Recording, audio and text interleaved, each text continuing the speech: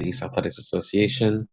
I'm currently located in Brooklyn, but I think my entire childhood I've grown up as in Chinatown as one of the recipients of the many services of Chinatown Manpower, Chenan Dance Center, as well as United East Athletics Association. And I currently also help out and volunteer at United East, and it's really certainly giving back a lot of my free time to help and pay this good deed forward in community. Thank you. Who's want to be the next one, or should I call the name? Hi, Amy. Hi, I'm Amy. I'm a volunteer with United Youth Athlete Association for more than 10 years now. A lot of what I enjoy the time that I spend with the organization, and a lot of times, especially on Saturday, that's when we volunteer and when we work with children of different ages to help them focus on extra curricular activities other than math, science, that's mainly focused in school. So I found that really meaningful to be able to introduce other other arts and other activities to kids in when they're growing up, instead of just focusing on what is being presented in school. That's nice. Thanks for sharing. How about Jenny? Oh, there are two Jenny. Jenny Yu. You? Hi everyone. Well, everyone probably knows me. Hi Judy, nice to meet you. So I joined United East as a paddler for our dragon boat team. And we have many sports teams. Dragon boat is one of those sports clubs that we have. And I joined as a paddler. I later on took over the management role. So I'm one of the few managers that we have on the team. And of the managing coach team. And we have paddlers who are from middle school to a paddler that's 60 years old. Actually, he's 71. So we're kind of like a big family, young and old. Thank you. How about Jenny?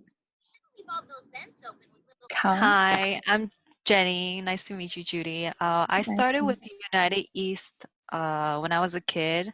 I was a student in their volunteer program, Fun Fun Saturday, and then I became a volunteer. And from that, I was introduced to the many other programs within the organization, such as line dance and dragon boat. Yeah, I pretty much grew up in this place, and I made a lot of memories and met a lot of people. Thank you. Hi, Yanxing. Is that Yanxing? It's Yan. Hi, nice to meet you, Judy. Thanks for hosting this breakout room. My name is Yan, and I've been a member my whole life. My parents met at United East, and this is an organization that's really important to me and my family continues to be members and volunteers of the summer camp that several people have already mentioned. We just celebrated our 25th anniversary a couple of years ago. It's had a huge impact on a lot of kids, a lot of volunteers, kids who outgrew the program and became volunteers. So we all volunteer for that. I myself founded the Young Women's Leadership Program, which empowers Asian American women to take on leadership roles within UEAA, within their social lives and professional and academic lives.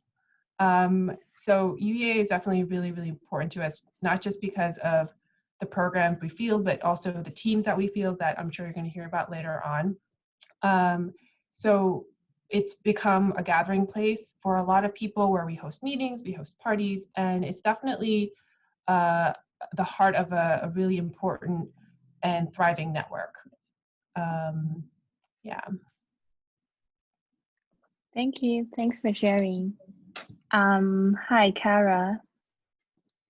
Hi, Judy. My name is Kara, and I actually just joined the UE last year because I moved to New York from Japan, but I spent most of my childhood in Hong Kong. So coming to UE's activities and just being in Chinatown have really, given me a sense of belonging to this community. So yeah, even though I've only been here for a year and, most of the year was in the lockdown, I still really appreciated the time that we got to spend together as a team, and I definitely would hope to see that happen again in the future with 70 Mulberry being rebuilt. Thank you. Hi, Jen.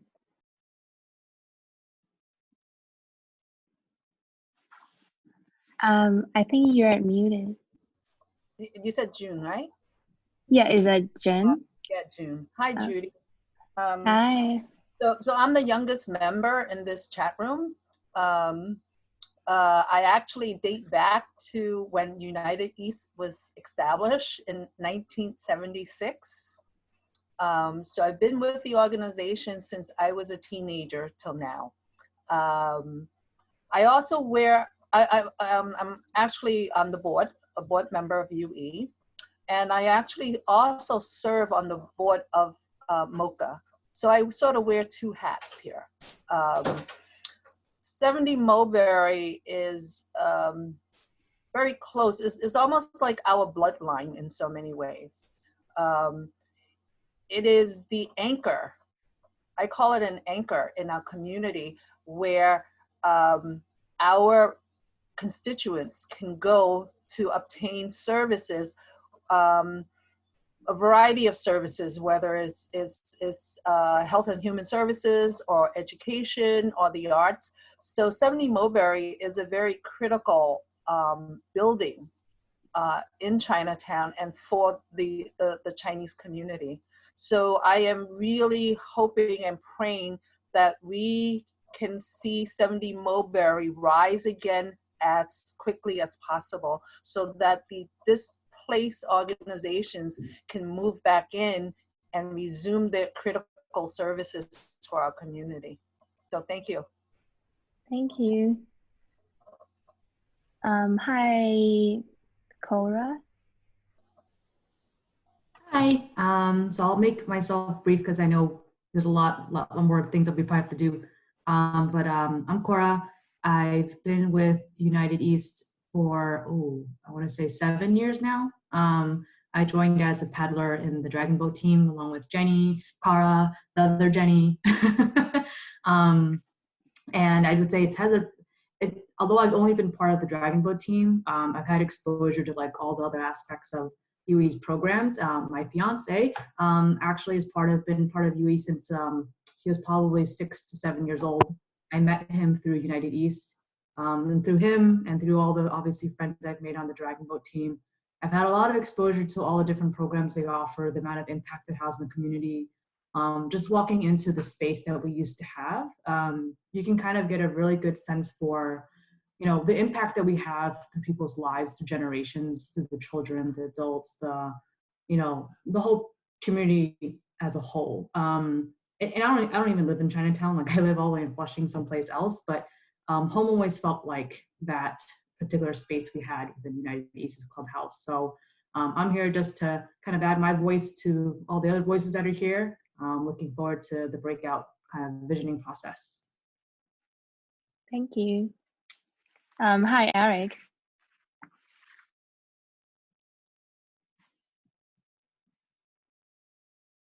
Eric? Me? I started the introductions. Oh, sorry. I'm sorry. Yeah, so, did you have a question, or should I just recap? I'll recap. I was actually a member. Yeah, so I live in Brooklyn right now, but I've actually grown up in Chinatown. I grew up with my grandparents who lived in Chinatown. I lived in Chinatown myself when I was 5, 6 years old, and living over there, I think all my weekends was actually spent at United East, especially around the summer, and even during the regular school year. I was a recipient of the generous services of not only United East but also Chinatown Manpower Project for the Chinese classes and youth career classes. and also of H.T. Chen Dance Center, as piano lessons, art lessons, and things like that. So the 70 Mulberry is near and dear to my heart, and certainly a part of my identity in growing up. And if I were to imagine what is the essence of Chinatown, what can I do there? The building, all the tenants there, all the services that are available certainly do come on really strong as characteristic of what it means to be in Chinatown, but not just be in Chinatown, but also as a part of the community. As a matter of fact, for over 20 years, I've been volunteering at United East and really giving away my time back to the community so that we can continue to provide these services for the generations that are coming. So it's actually with great pain that we haven't been able to do as much because of the location. But even this summer, this past summer, we were able to continue all our services as part of United East, and we'd love to be able to go back home as soon as possible so we can continue reaching out and helping our community. Thank you. Thanks for recap. Like your picture just moved over there, so like I was a little bit confusing. Thank you so much. No worries. So Henry. Okay, so my name's Henry. Hi, everyone. Although I know pretty much everyone here except for Judy. So my name's Henry. I'm actually a board member of United East. I actually joined United East as a volunteer 20 years ago, actually, fresh out of high school. And initially I was a volunteer for their summer program. And through the years, I've become, next couple of years afterwards, I was basically a coordinator, followed by a director of the program, and now I'm a board member. Yeah, that 20 years have been pretty much more than half my life at this point. I've also volunteered for the Museum of Chinese Americans in the past when I was a teenager in my high school years and my junior high school years. And, both organizations do mean quite a bit to me, and I feel like quite a bit to the community.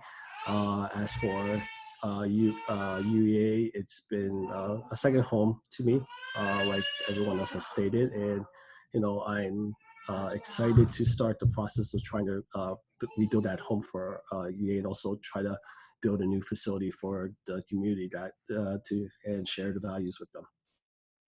Thank you. Yeah, and thank you, Thomas, for introducing yourself. So we actually have like the activities after, but if you can speak, it will be nice if you can leave like your comments on the comment box, and I can save it. Thank you. And okay, I will share my screen now. Can everyone see my screen? Thank you. So thank you everyone for joining today. Before we started, I wanted to give you a brief overview of how we were spending the remaining time of the session. And we will be constructing and shaping these 3 building blocks for 70 Mulberry Street for the role within the community and the programs and service offerings. Then we will be building design and constructions. So the first activities will be a little warm up of where are we headed in this area. There are some prompts. So take a minute to complete the 2 sentences on the left. In 2030, 70 Mulberry Street is known for blah, blah, blah. Or in 2030, Chinatown residents are proud of 70 Mulberry because of. There are some examples. 70 Mulberry tenants wins grant to fund exhibition highlighting Asian American history. Or Chinatown once again lowers unemployment rate among first-time job seekers. So yeah, how do you feel about this, the headline?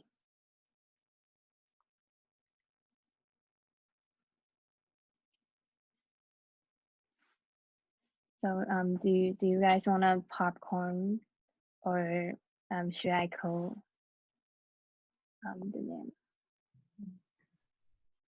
I was actually gonna write mine in the chat. Is that okay? Yeah, of course. I'm still thinking.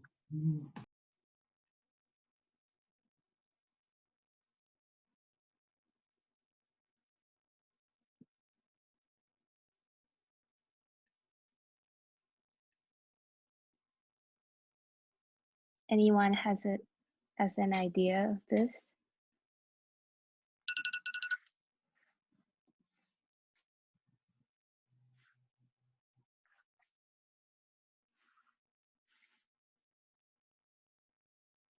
Or you don't have to like really complete the whole sentence. You can like just like drop any like similar words that you thought of.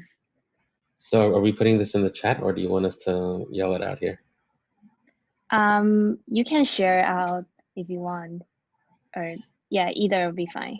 Cool. So without too much thought, right? Like just looking at this from the get-go, I'm imagining in 2030, 70 Mulberry Street is known for its solid foundation as a cultural hub within the streets of New York City's Chinatown.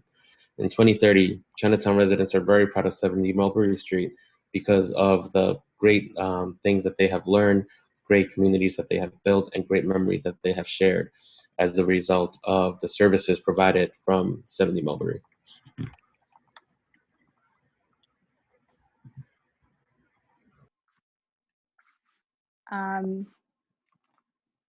Great things they have learned and the service that provide and the 70 Mulberry. Is there anything else? Services, memories, being being a symbolism of a place where individuals can go and help build the community that 70 Mulberry is sitting in. Okay, thank you. I just want to add to Eric's, the solid foundation cultural hub. I would like to add solid foundation for arts and cultural and education hub. Arts, cultural, and culture, arts and culture, arts and culture, arts and culture, culture. CULTURE.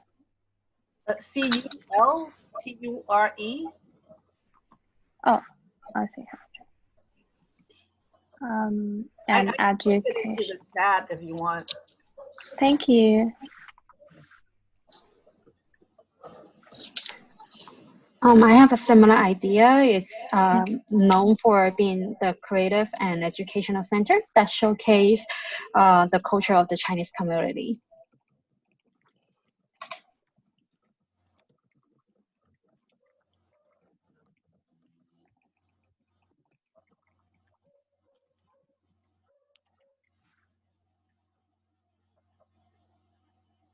Thank you.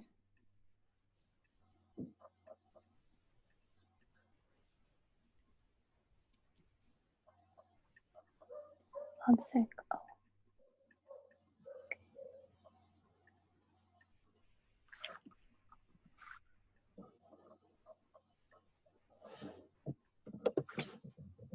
Is there anyone want to share more? I wrote mine out, but I'll put Chinatown residents are proud of 70 Mulberry because it's the birthplace of many Asian American leaders in New York City. I think that'd be an interesting one, considering UE being kind of a place to kind of raise up the youth, teach them good values, bring up, teach them leadership values. So I just see like all of us, came here or were part of, well, not me, but a couple of people here obviously have been with the UE since youth times when they were children, and who they are today. A lot of it was shaped by, what they learned through UE. So I'm just thinking about like leadership and what they're proud of. Usually in Chinese families, parents are proud of their children, right? So who are the children of 70 Mulberry Street, who they become?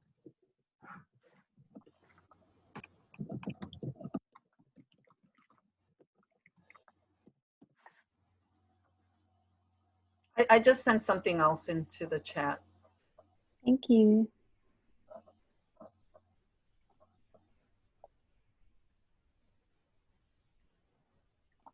I think sometimes we forget the history of 70 Mulberry because it does date back over 100 years, and its richness in its history and the diversity of the people that's been through that location. So in 2030, Chinatown residents are proud of 70 Mulberry because we continue to respect and celebrate the diversity of this community. Thank you. Thanks for sharing. Anyone has more ideas? Or we can continue to the second activity.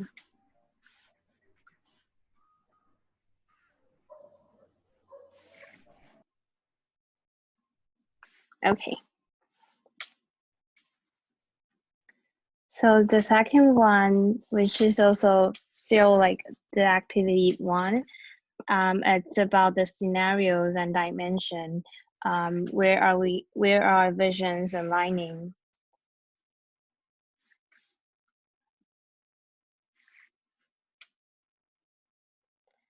So they will be exploring a set of dimensions concerning the future of 70 Mulberry.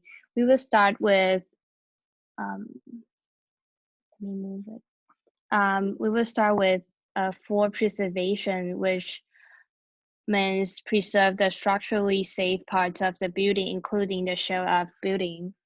Or the other side is for demolition, which means fully demolish the building, including the facade, and rebuild.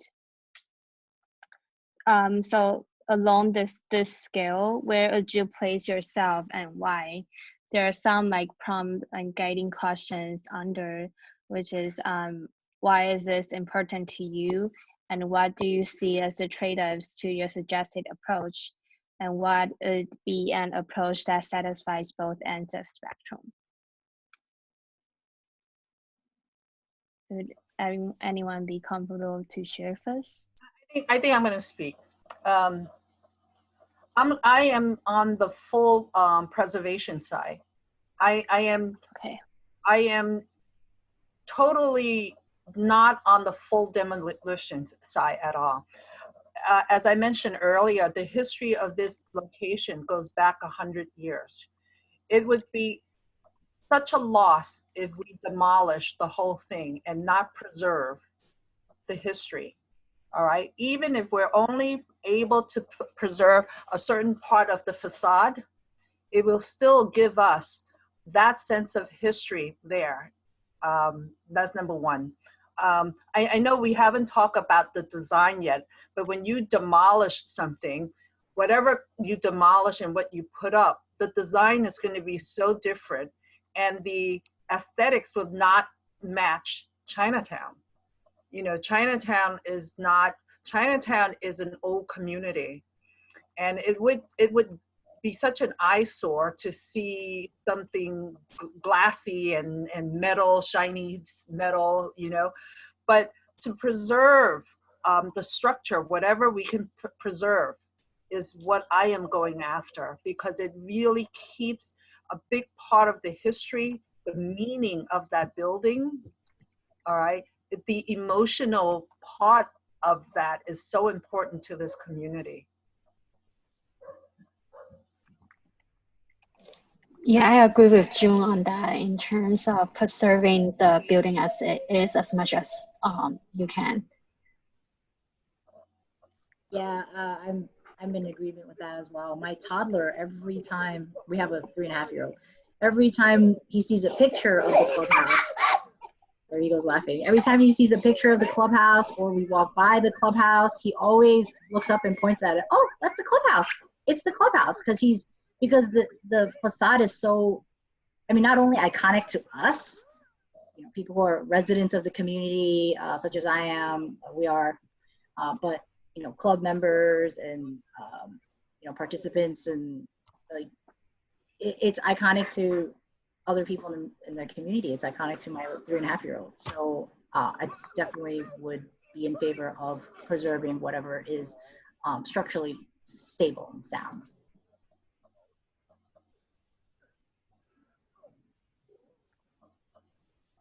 anyone wants to share more? We have to be mindful that, again, the 70 Mulberry, it's, with the wave of immigration, right? First it was Jewish, Irish, Italians, and then the Blacks, Hispanics, and then the Asians.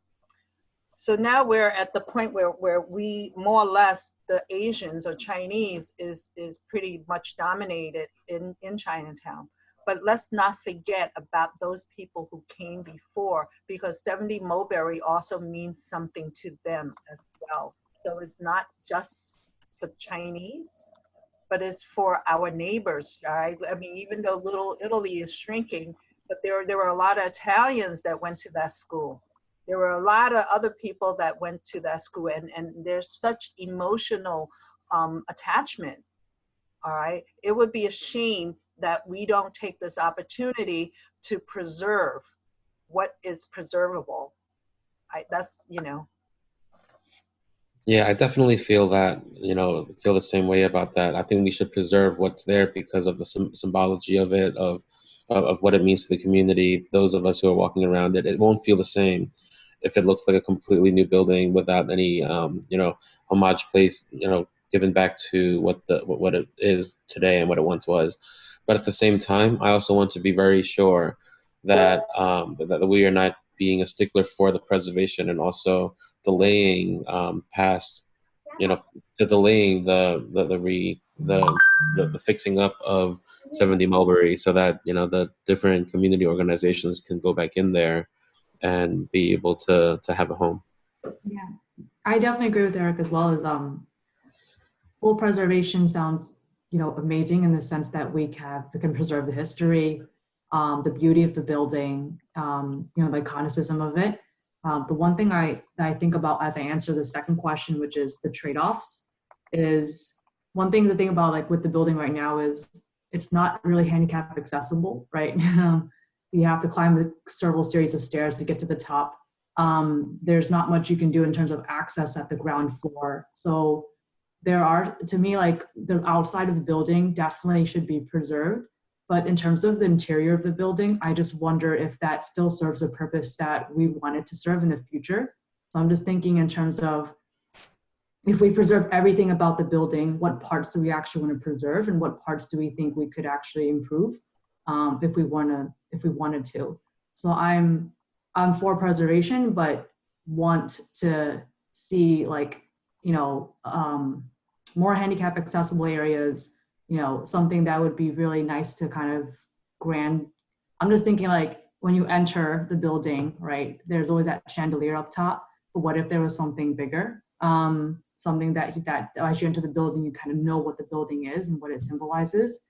And is there space for that if we only preserve, if the ground floor obviously is structurally safe and, is, accessible and it can be preserved, but is the ground floor the only thing we want? So I'm just thinking like the trade-offs, right? Like if we fully preserve the whole thing, are we going to lose opportunity to build in any improvements? So.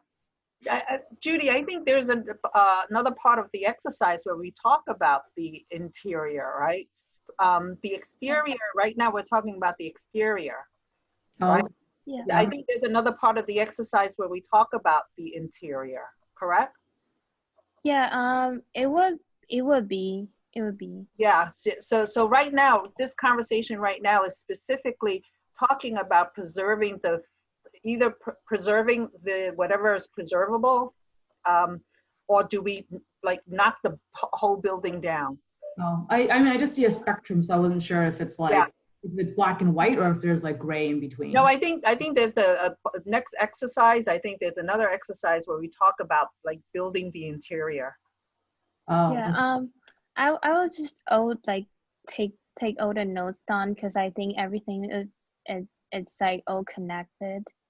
But like you can repeat or say it again in next spectrums that I will know, like it's like what you, like all of you cared about and like really want to emphasize on. I just want to add on to what Jenny said before, that I don't think it's only iconic to like little kids, but also parents.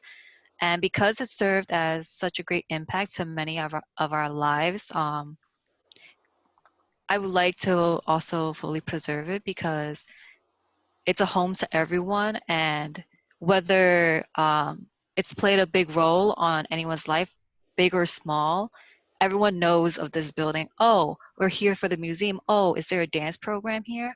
Or like for kids, they'll walk by and be like, hey, I grew up here. Or like, oh, I went to a program here. Or like grandparents be like, hey, my kid went to Chinese school here. And it holds a lot of memories, and people remember it for what it is.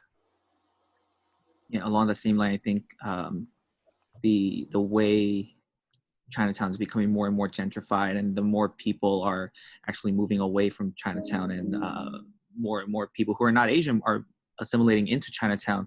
I feel like especially the elderly community who basically have spent their entire lives in Chinatown and plan on spending the rest of their lives in Chinatown, it's pretty traumatic for them to continuously see their home being changed with very, very little that they can do about it. And if we can't do our part in maintaining the image of 70 Mulberry as it has been for the past 100 years, I think that can be one of the strongest foundations emotionally and psychologically for these grandparents and for everyone in the Chinatown community to still believe that Chinatown is home, and that the community is doing its part in slowing down the process of gentrification as much as possible.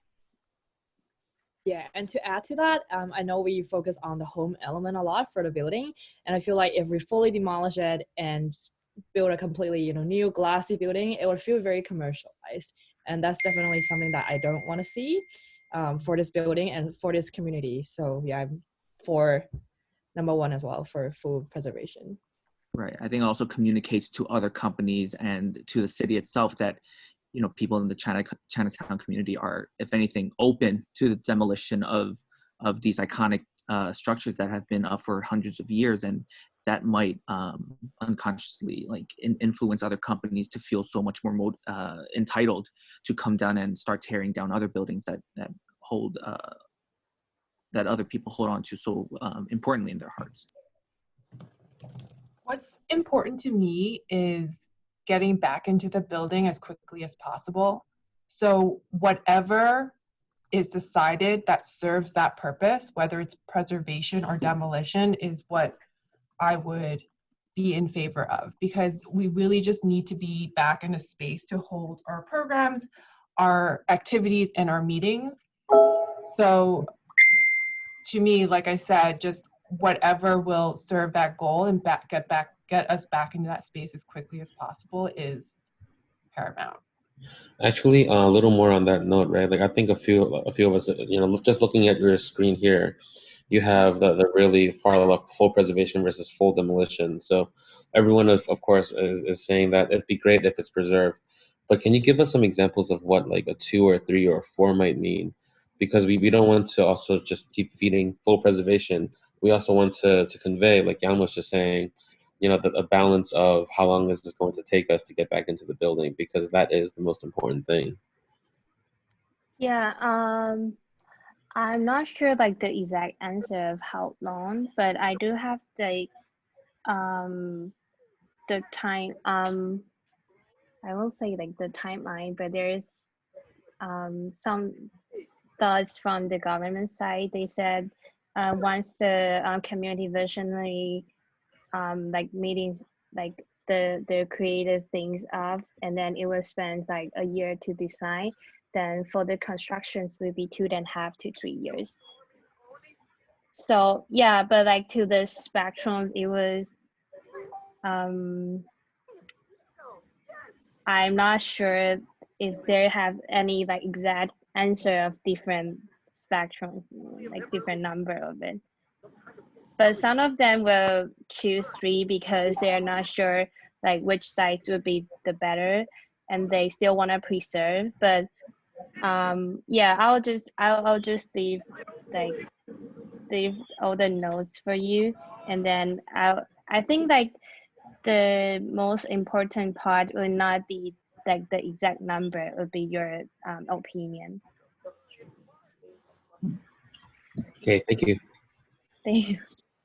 if I, oh sorry, I just want to say if I don't answer your questions, please tell me that I can like take the write the questions down, and then I can ask either 3 by 3 or then help you answer the question after the meeting.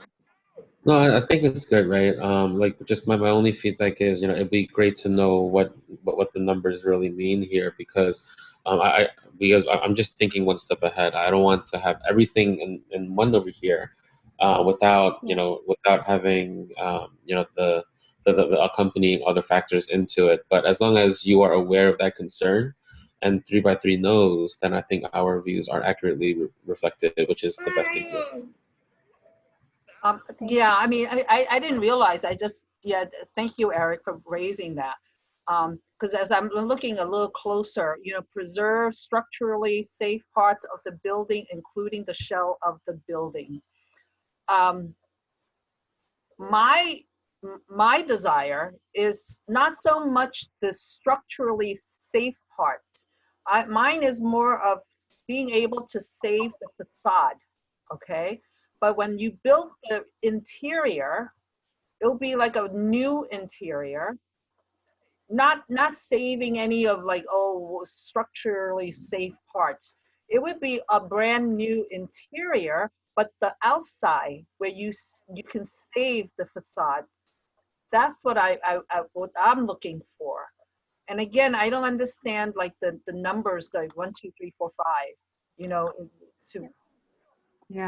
That's what I was alluding to too, which is I think the historic parts are the exterior, but the inside, like I think it'd be really great if it looks a little different from what it used to be. Just knowing like what the entrance looked like, and it kind of was just like it was a set of stairs. I mean that's what the entrance was. It was a staircase. So if it could be a little more than that, that'd be amazing. So that's the only thing I'm thinking about. So I wasn't sure if this was like just the exterior. We're talking about the interior. It's not like really clear on the diagram, like what we're talking about. So it makes it hard to know what we're giving up and what we're getting across the spectrum. Yeah. Thank you for that. Yeah, so Judy, if you could just note that from this chat room here, I think we have a consensus of wanting to get some clarity on what the number 1, 2, 3, 4, 5, the degree of what these numbers mean.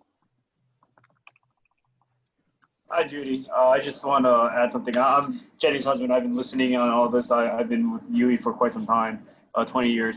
I just want to say I kind of fall in the middle. It's really important that we get back into the building. The longer it takes, the longer these organizations don't have a place to be. So I definitely fall in the middle in terms of preservation and full demolition. It would be great if we could save aspects of the outside. If we have to design it from new, if we could echo elements of the old design to still reflect what we remember, like the iconic staircase, the outside stood alone, and we could tell that from a distance that was part of the UE building. If we could pay tribute to the old design, that'd be great if that was faster. But I've heard in the other community board meetings options to just preserve elements from the old building, like elements of the facade, and actually incorporate it into the new design. So instead of a full preservation, you'll just take elements here and there and incorporate it as a tribute to the old building. That I think that's also a wonderful idea too. As long as the building is remembered in certain ways. I remember hearing some people who did histories of Little Italy and Chinatown about how that was an iconic building and that it was one of the first by the superintendent, one of the first superintendents of the New York City Board of Ed. He designed that building with a lot of interesting elements in it. If we could pay a tribute to that, that's also, I think that would be great. I'm definitely against like removing all memory and building it from scratch with no elements of the old building, but I would definitely love being able to see elements of the old building in the new design. And I think speed is of an essence. I think the faster it's up, the better. I think we're pretty universal on that thinking. I mean, with you, Alan, that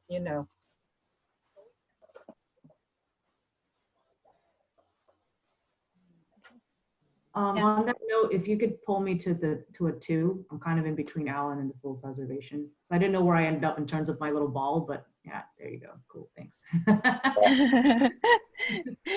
I move my ball to 3? Okay. listening. We all get a ball because then can I get a 2? Can I get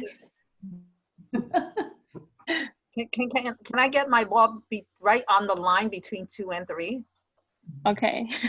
Yeah, see, we didn't know what a 2 and a 3 was, but if Alan's gonna say 3 is an old and new, now we know where we are. We didn't know what a 3 was. Yeah, I would want mine to be on a 2.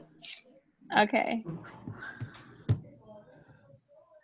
I think the general consensus is that we don't want the building to look like a commercial building, like a brand new glass building that basically does not echo anything about the function of the building or the history of the building. You know, the brick facade, or just having maybe, you know, I don't know if other people seen buildings where they keep the brick facade and the interior is brand new glass building that's behind it, or that there's a glass building on top of like 2 brick building that used to be there, but like having the brick portion kind of makes it look like it's a community building, not a building that's there, a building that's kind of like there to serve people, instead of just like a building that's, oh, there's a bunch of lawyers and doctors and like probably an accounting firm up there too. Can I move my circle? Oh, sorry. Can I move my circle to in between 2 and 3 as well? Okay. Thank you. I know NYU's like dorm had like done something interesting, but I don't know if I like agree with it. They essentially kept like the church facade in the front, and then the back of it was the commercial looking buildings. I don't know if like, I'll put it in the chat if you guys want to look at all the Google images. I don't know if I like that, but I was wondering if that's what you were thinking, Alan. Like where the front of the building is just literally the facade, and then behind it is the whole like commercial looking building, or if you mean to keep the entire thing brick.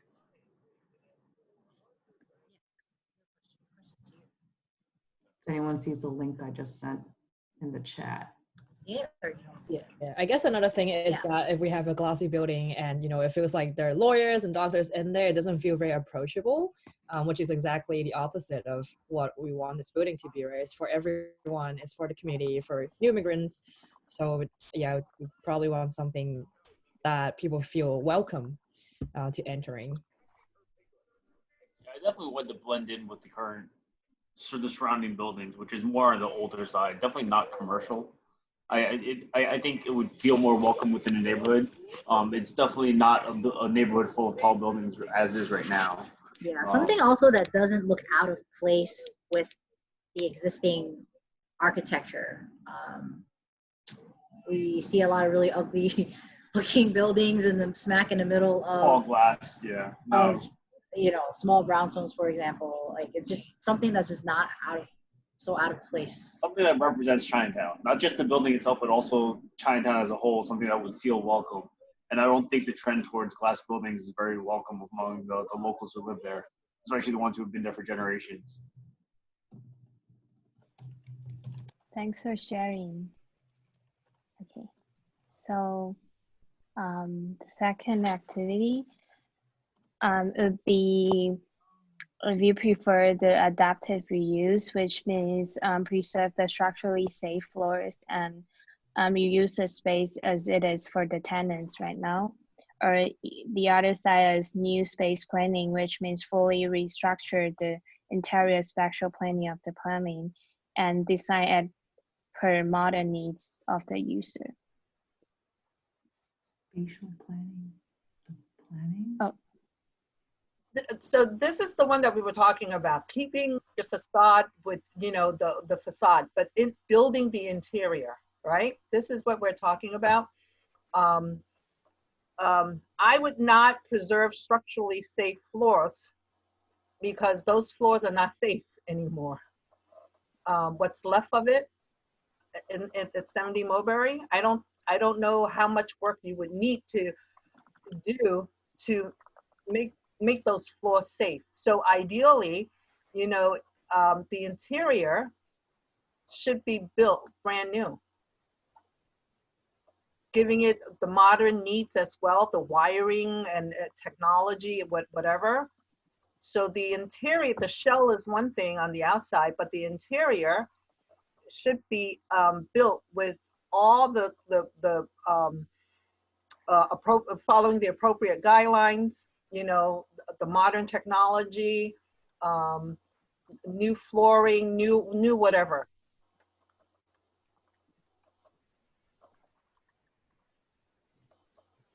June, the only thing I would like to chime in is like the one thing that I think the building was very nice, a nice feature about the building was the fact that the ceilings were 15, 16 feet high instead of like the standard 8 of or 10, whatever we're experiencing. And like, I think for the organizations that used to be in that building, like that is actually a substantial asset that we would like to try to keep somehow. Whether it be UA doing its performances or Chen dancers like with their decorations for their performances, or just Mocha being able to display like scrolls and things like that and artistic pieces.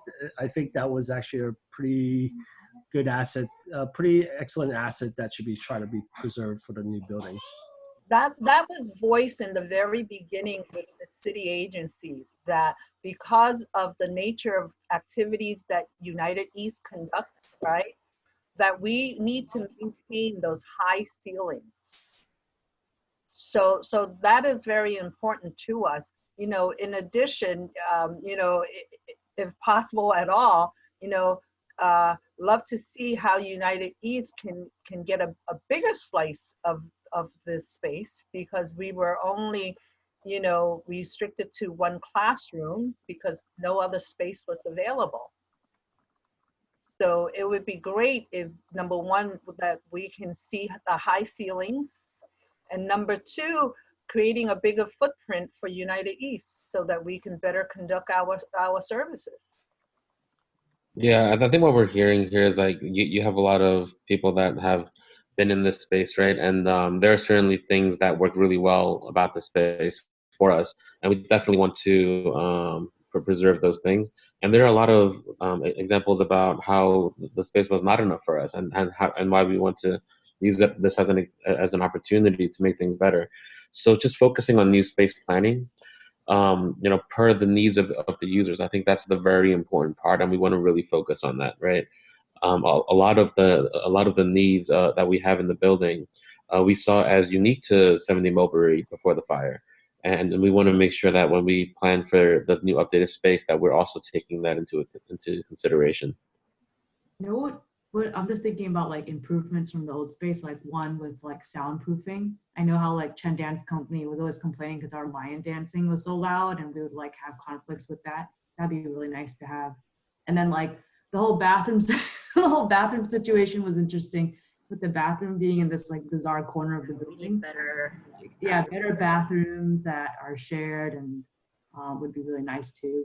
Just like thinking of like things to add in there. Obviously this has nothing to do with whether it's brand new or adapted for use, but just wanted to throw in my 2 cents. Yeah, like Judy, do you have another section later where we are taking requests for what we think is needed in the building, or should we put that here? Because +1 to the sound in the bathroom, we would love to have, you know, official art space and performance space in there, right? So because right now, whenever Chen Dance Center has a performance, all of United East stops our activities, and the same is true vice versa, right? If they need to have class, we have to limit our activity based on each other's schedule, and it would be a shame if we don't take that into consideration. There were also only two bathrooms per floor, and for a building that is this size, so certainly stuff we want to have a little better. Yeah, there will be like a last part that you can leave, like your preferred program or space. Yeah, but if you wanna like share it now, I can still leave the post it for you. It'll be great if we can have a gym in the building, because of all the athletic activities that UE conducts. It would be so great to have some sort of, activity space like a gym. Yeah, like a gymnasium or a like a recreation space, just an empty space where we can just go in and do our activities and set up our activities. Same with classrooms. That we had on the Chinatown Manpower. I'm sure they're probably going to echo the same needs of classroom space, or space that the community can use, or people can rent out and sign in and out for. I like that. I was gonna say like a WeWork, but not exactly like kind of like a WeWork, right? Ish. Yeah, like a flexible open space that could be used for anything. Yeah, I was gonna suggest like a lounge area for parents to wait for the kids, or for us to just wait until our activities start, right? And like with tables, with newspapers and magazines and books, so kids can hang out there too. Would be a very good, I guess, area for people to just gather. Reading area, yeah. Because Chen Association can definitely use that in our space too, because Chen Association has a lot of parents waiting for their kids. I guess what we're looking for is like to have an actual lobby where people can sit and wait and just hang out. Exactly. That'd be good. And it should definitely be brought current to their times in terms of being handicap accessible, having elevators, because we do serve, there are people who are of the elderly generation, or they're just handicapped, and we should make the space welcoming and accessible to them. So do you all have the consensus on number 5? I think so. Yeah. Yeah. Oh yeah. All our bubbles can go right there. Yay. Yeah, you can put all the dots there. Big bubble, yeah. Oh. Oh, that's a good idea. Really, in the interest of like devil's advocate, right? Like, when you guys were planning these activities, do you have any example of what might be a benefit of adaptive reuse?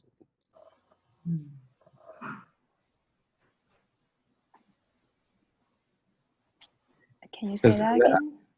Like, because throughout this activity, I'm thinking like everything that we're mentioning, it always seems like planning for the new space for what the users need is the best thing ever. I'm failing to find a situation where we want to preserve structurally certain floors and reuse it, right? So why would someone take that position? Just wanted to get some insight from the other side. Have you guys thought of any examples of that? I'm not sure if they have the exact example of this. You mean like the example of either reuse the interior or the new space? Right, like under what circumstance would someone come on this meeting and say, "I want to have a number 1"? Like, what would be the benefit of that? Oh, I actually not sure about this. Cool. All right. Thank you. I was just wondering. Yeah, but most of them just like give their opinion of, yeah, they want to either like be in the middle of it, or just but I don't have any example of like the benefit things. Cool. Thank you. Sorry for that. And maybe you could, Judy, take notes on that, and then you can go back to your team and see if they can follow up with us with some examples of what adaptive reuse is. Because just reading the description, it just sounds like there's no new space planning. They're going to take whatever is left and then just kind of do like a bare minimum build that looks exactly the same as it did before. That's what that adaptive reuse seems like to me. Thanks. That's a good idea. I'll report it back for them. You'll probably make it a different color, post it or something. And then I think we had a question before as well about what would constitute like a 2, 3, 4, 5 in the previous slide. So I don't know if like there's architects or engineers involved in this, but it would be a good question for them. It sounds like this is like architecture type language. Jenny, it would be great to have Mary on this. She probably would know. Because she's an architect for the city. Yeah, exactly. It would be great to have her on this. She could tell us. Thank you. Okay. So the next one would be, There we go. if you prefer stay at the current building height and floor area, which is only 6th floor right now, or either the other side is extended building height and floor area, which would build up to 20 floors and undergo the ULURP process. Absolutely not number 5, because we will never move back in my lifetime. Because when you build something like that, the process goes on and on and on and on. And why would we need a 20-story building there? You know, number one. I've heard that there are people who were looking to do affordable housing in there, and that's why, but that is not it. This building should maintain as a community building for nonprofits to use. This is the only building that was assigned by the city of New York as the only nonprofit building serving this community. Number 5, you know, you build that 20-story building. Honestly, we know what the process is like. It's gonna go on and on and on and on, and none of us will be moving back there. Not in the 3 years, not in the 5 years, not in 10 years. So for me, number 5 is absolutely out of the question. I think I think we do have space. I think, you know, without going over the 24, like maybe another floor. I don't know, what is the maximum? I mean, what is the maximum we can go without ULURP? Do you know, Judy, how many floors? I'm not sure of it. Because I think we can go up to a certain number of floors without the ULURP. And depending on how many floors, right? And what kind of time it will be, you know, required to build these additional floors will probably dictate my response.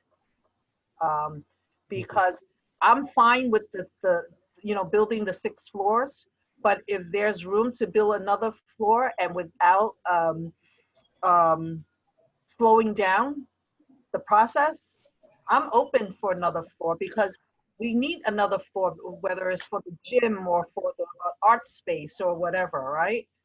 So I'm open to that, but just as long as it does not slow down the process in the rebuilding of the building. I echo with June. Agree with June. Yeah. You use a new floor for gym space and so on. Yeah.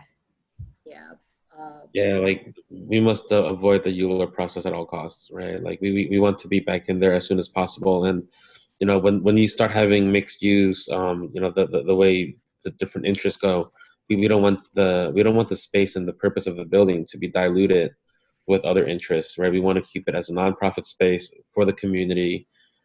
So definitely, but like Gina was saying, if we can get more space, that would be great. But you know, prioritizing as always the speediness at which we can go back into the building.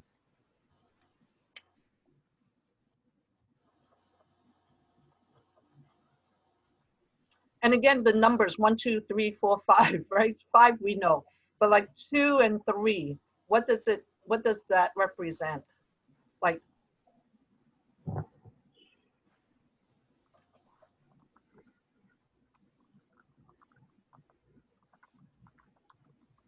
And this also depends on whether or not we want to keep the facade, right? And what to do with the facade if we want to keep it.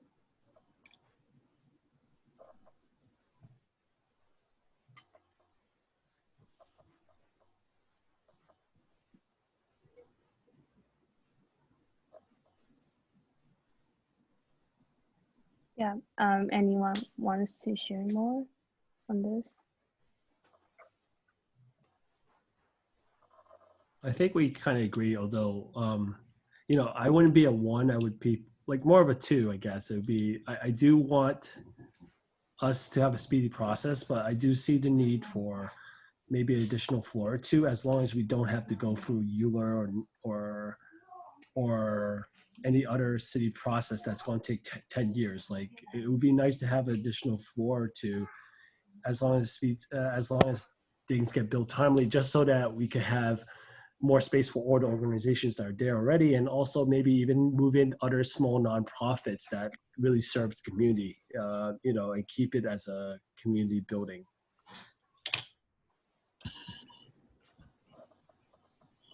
Judy, if you can be a little specific about need additional floors by need additional floors for performance space and gym. Okay. Yeah. Judy, a lot of what we're saying, we're trying to capture in the chat. So just before, I guess, you sign off of this, if you probably copy and paste the chat room, you probably can get a lot of what we're saying. Thank you. Yeah, and I will also save the chat later. So it might be Sure, the note that you took, for maintain the community building for nonprofits X affordable housing, does X means no affordable housing, right? Okay. No, yeah. Sure. Thank you. Okay. So, anyone wants to share, or we can go to next step? Okay. So the next one is, do you prefer to keep the current programming, which means plan the space for original tenants, or extend the current programming, which is planned for the original tenants and introduce other new service and programming? Again, I think it depends on how much space we're actually given, how many floors we're actually given. If it's within a reasonable time frame, as quickly as possible, and we could extend a couple more floors without triggering the ULURP, then yeah, I'm open to another program or two, as long as all the original tenants still get their space and so on, and we have room for the functions that we need as a community. Yeah. Yeah, the original tenant should have the priority in occupying the building first and able to, you know, choose the amount of space that they need to continue with their programs. Yeah, I'm looking at the heading and then the description, right? Like keeping the current programming. I agree with planning space for the original tenants, but I think you know, after this this exercise, all the original tenants, if they are able to, would definitely want to extend what they are offering to the community. So how can we reflect that we want the space to allow the original tenants to do even more, right? Not just using what we had as a status quo.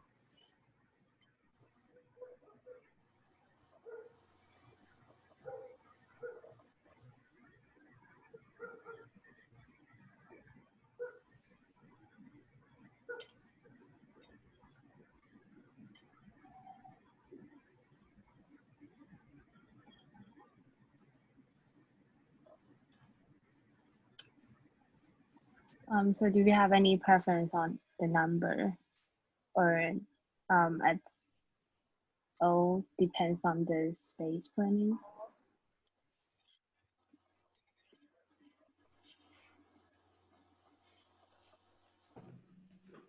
Yeah, I think it's a little difficult to put our opinions into numbers for this question in particular, because we don't know how much space our original tenants will be taking, and what we'll be able to accommodate the new tenants if we were to have some.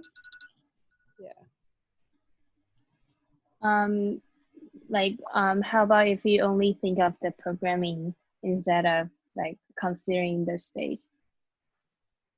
Well, I'm also thinking about like, what are we going to look like, and what are our other, fellow tenants could look like in, I don't know, 10, 20 years when this thing is built, right? We might look a little different. And I feel like right now, even with COVID, like, there's no way I know what the future is. Who knows what we look like in even 6 months from now.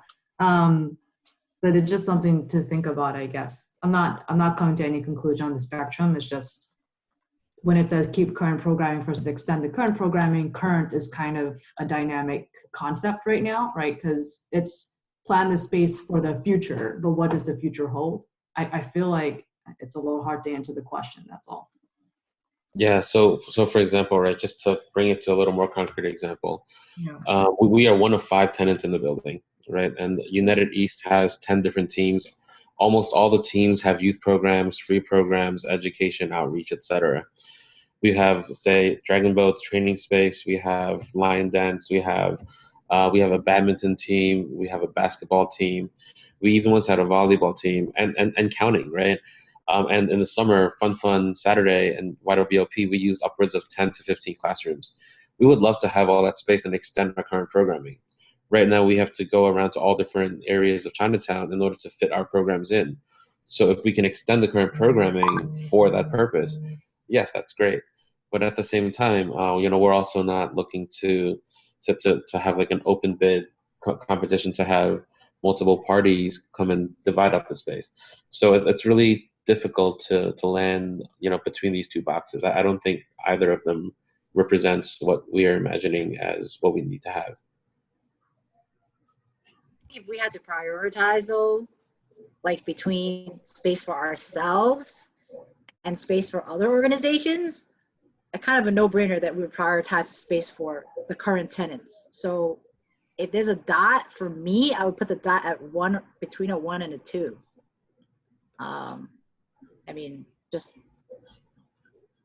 thinking of it that way for myself. I have a question, I guess, for the group, because I was a little confused. I know in the news report it mentioned the senior center that was adjacent to the building got impacted as well. Are they included in this, or are they technically not? Yes, they are. Okay. The senior center was downstairs on the first floor. Oh, okay. So they're definitely part of this. Core, they have a different entrance. Like the entrance we use, you don't get to see it. It's on the side. Yeah. Okay. They occupied most of the first floor. All the entire first floor. Okay. Got it. Everything that's that entrance was that senior center. Oh. Yeah, there was also a big basement area. So they would be considered part of the original tenant list, I see. Okay. Yeah. Anything anyone wants to share more? Okay. So the activity 2 will be the community needs. We will be considered about what do we need in the area. And through its programming and service, tenants at 70 Mulberry Street that have already served a range of needs like the youth and adults program, the aunt program, and social service.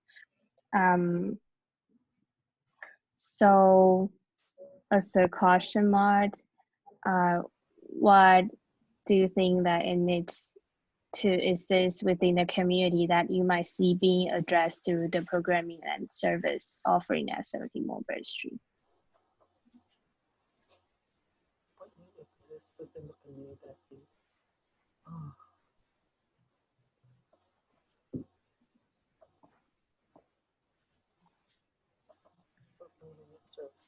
Well, so being that it is in Chinatown, there's obviously a strong for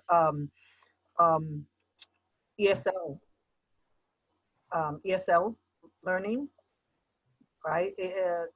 To learn English. There's not ESL, ESL. Oh, ESL. Okay. Because this is largely an immigrant community, right? Whether this ESL is for adults or children, it's for all ages, right? Services. I think we also need more programming for the young people, not just in the academics, right? But also in their recreational, to build their interpersonal skills as well as their self-esteem.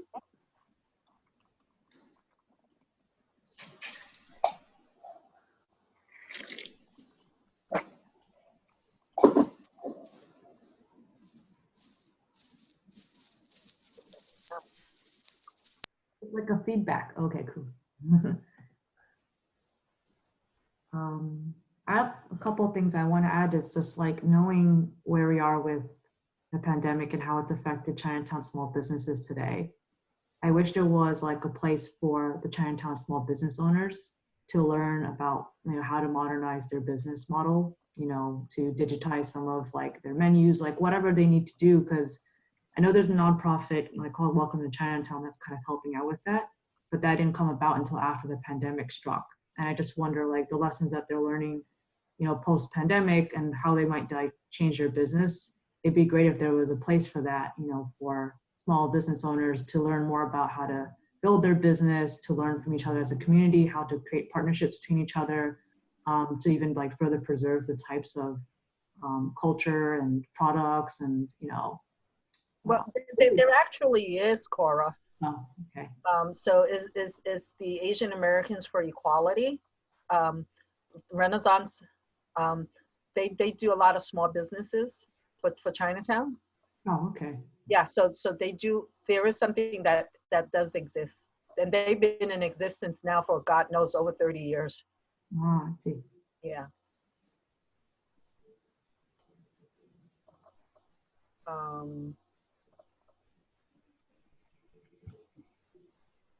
The continual, like, so for instance, for CMP,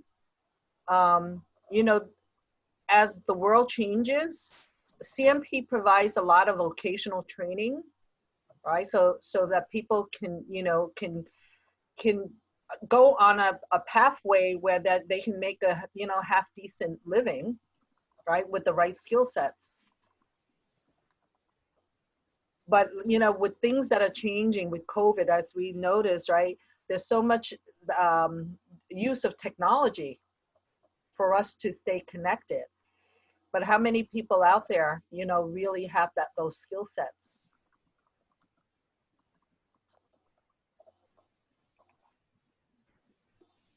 And being a volunteer in United East, I feel like it's a place that we need for people to build their leadership skill, to learn about different career paths, and just grow in from unionism to adulthood.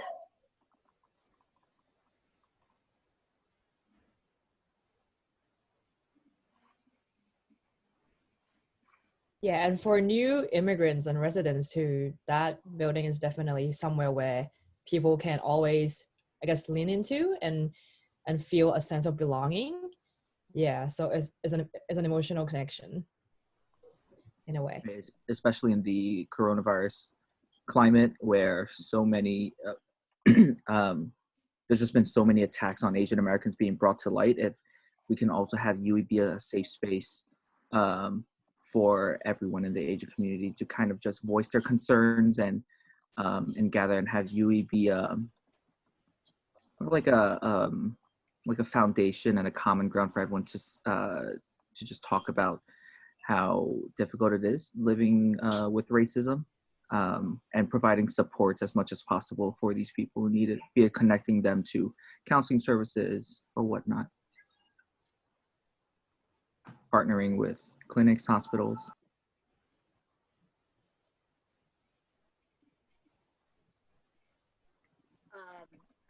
Thomas, I know youth and mental health is kind of, or youth psychology is an interest of yours. But along the lines of what Cara mentioned, and just like, mental health, providing mental health services, I think is something that is a need in our community, that I'm not sure, at least I'm not aware of many organizations that provide assistance for individuals.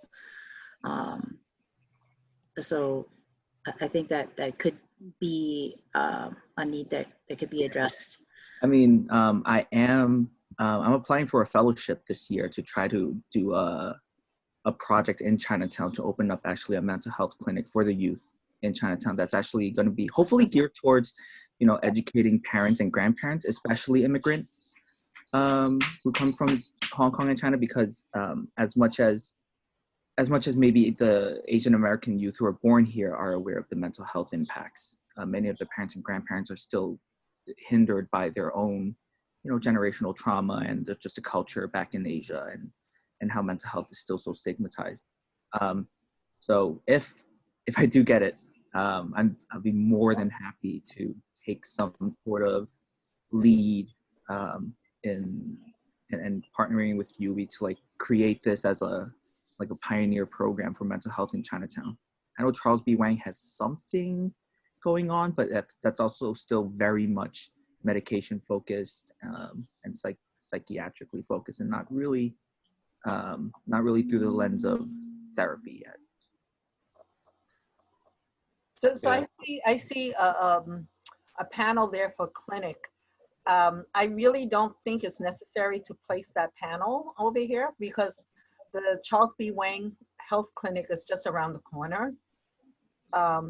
If you're looking in terms of using space, whatever available space we have in the building, let's not, duplicate services that are around the corner.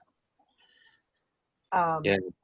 And I love the idea about the mental health for youth. But as an FYI, Hamilton Madison House has a huge mental health program for Asians. So Thomas, if you're interested, you can, again, they're not that far, but again, I think we sort of need to prioritize what kind of services can we pack into this 70 Mulberry location, where we don't duplicate other services that are already available within the community. Well, on that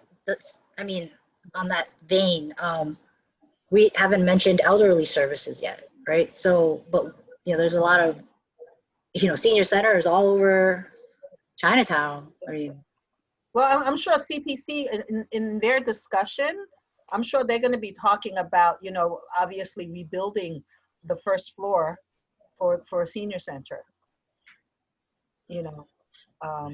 because that's pretty much a given, that they all the tenants are going back, hopefully. And so that when we go back, CPC will, put back their senior center back on the first floor, probably.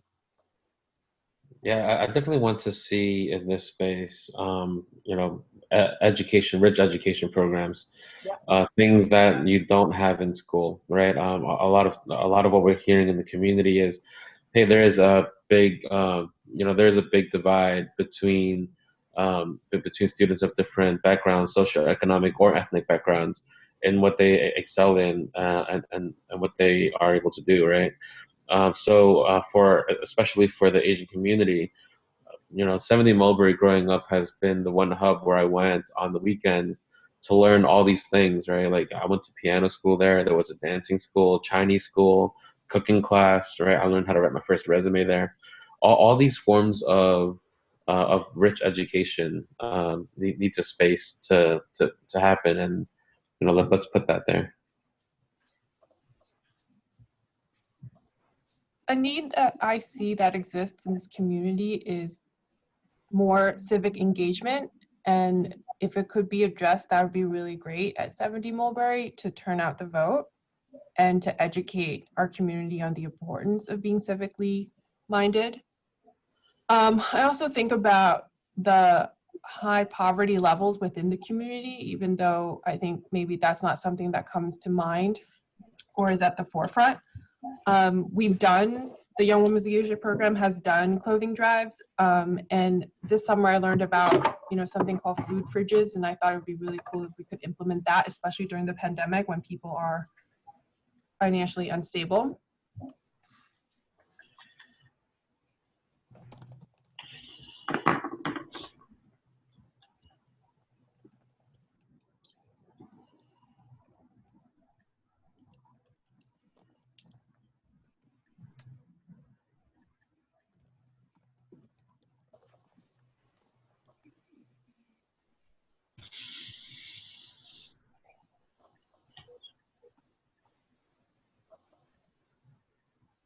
Right, to build on that, I think that right now UEA is providing affordable recreation activities for the younger children. I think that's a need in the community too, that the parents are able to send their kids to services that's being affordable to them as well.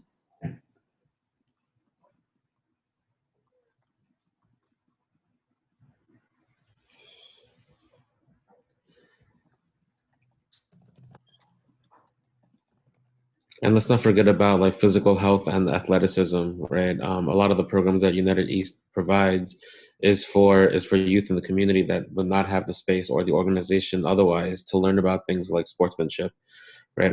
To have a way to meet friends and form these bonds outside of their normal school or work circles. So physical health and athletic space as well.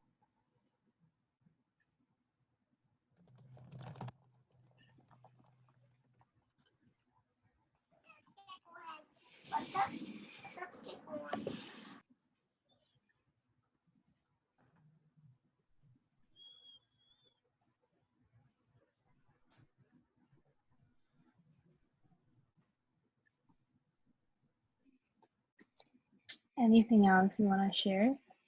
I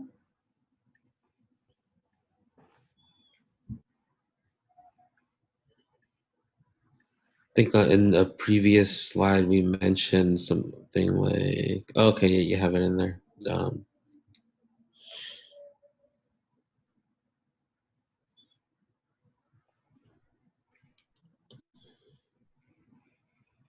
Okay. Vocational training, I think, was something that June had mentioned earlier. Just going over the slides, I don't see that. So space for vocational training is important as well.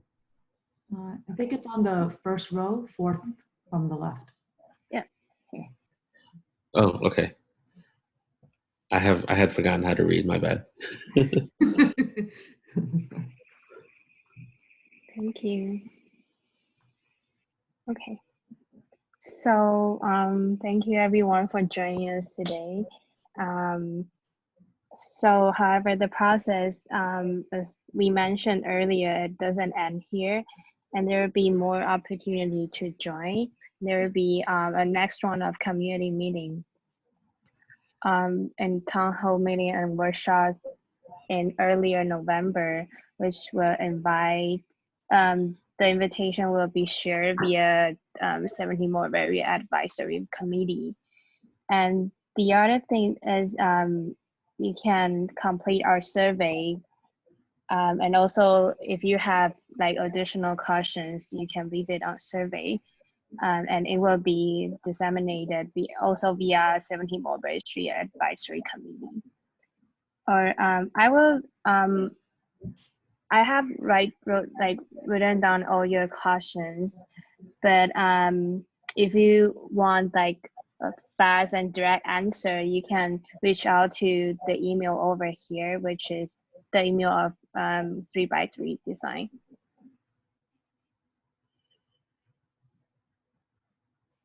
And I have write down the questions.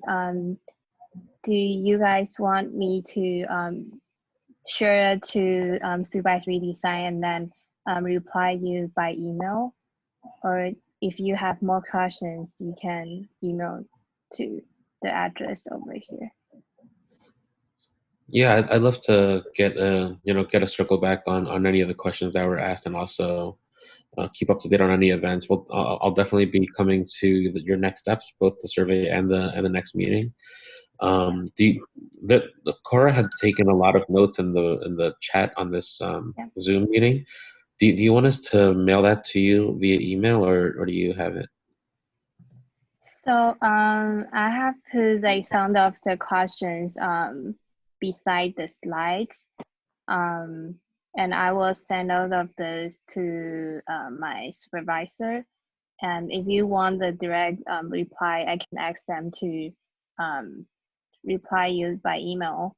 Or if you wanted like to like even like conclude more questions, you can if you prefer to send all the questions to the email address right here. Okay, thank you very much, Judy. But Eric, you have a copy of everything in the chat room, right? Yeah, I did save the chat room. Eric, do you have it? I am making a copy right now. Okay. So Judy, what do you do with all of this information that you've just gathered? Yeah, so we will do the synthesize and then do the other round of workshops to share with like everyone. So it's also like the meaning of the next round of community meeting. So the next round, we'll be sharing the same information with the other groups. Yeah, you mean it will share the information like with all of the groups. Okay. And at the town hall meeting, will the city be there? You mean the city government? Mm-hmm. I am not sure with it, but I can ask it for you. Because at what point does all this information get transferred to the city so that they can act on it? Yeah, I believe there would be like all the stakeholders over there, but I am not sure like who or well the city government, like who will represent the city government. Yes. Okay. So yeah, this is the schedule. All right.